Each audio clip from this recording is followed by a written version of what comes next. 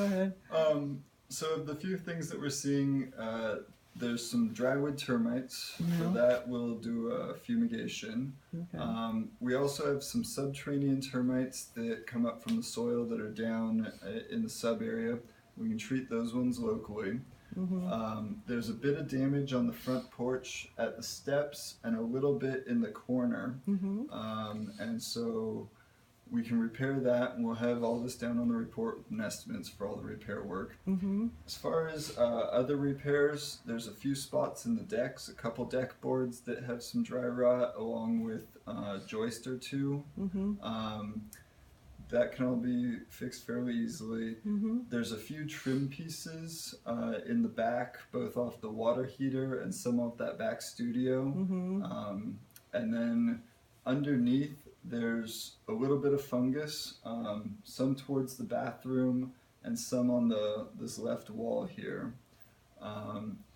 That's really the damage areas going on.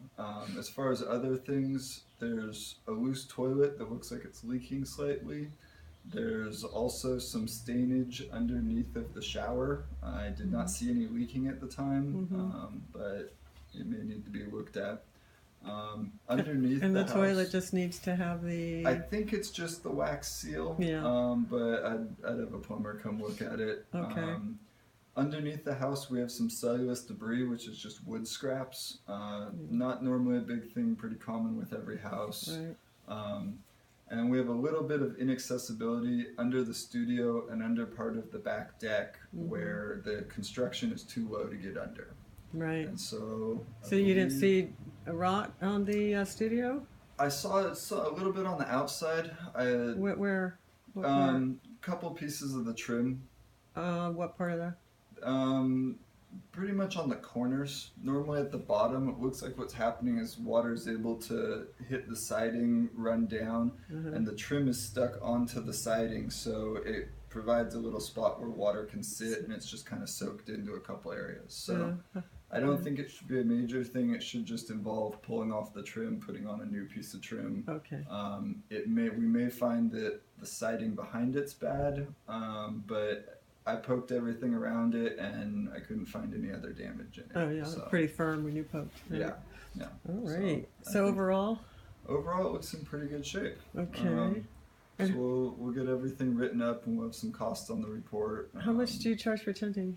It runs by the cubic footage of the house. So what I'll do is have my fumigators come by, measure it.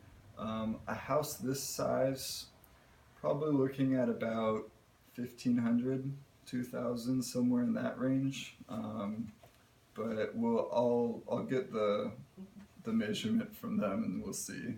Okay, that's a wide. All right, we heard a lot less. Okay, all right. Well, we'll see. I mean, like I said, it goes by the cubic footage, so I'd rather estimate higher. I think you did. Come in lower. I'll have the actual cost on the report based off of what they measure it. Okay, cool. And so hopefully it'll be less. I've had bigger houses than this, and they were 1,300, so way bigger. Okay. I just don't like saying, oh, it's only going to be $1,000, and it comes out being like $1,200. All right, you were covering yourself there. Yeah. I think they have a minimum though, don't they? They do have Is a minimum. It like $8.95 for a minimum size? It may depend because there's that back studio and it's going to have to include the deck too. So because of that, it may be a little bit more. That's and why. Sometimes they charge for that extra structure too. So that makes sense. Like I said, I'll have them come by today, measure it, and we'll have it figured out. Now I get it, where you're coming from. Okay, thank you. Certainly. Appreciate you coming today. Thanks. Bye. Oh, when's the report going to be ready? I should hopefully have it tomorrow. Yeah, the sooner the better. Yeah. Thanks. We really appreciate that.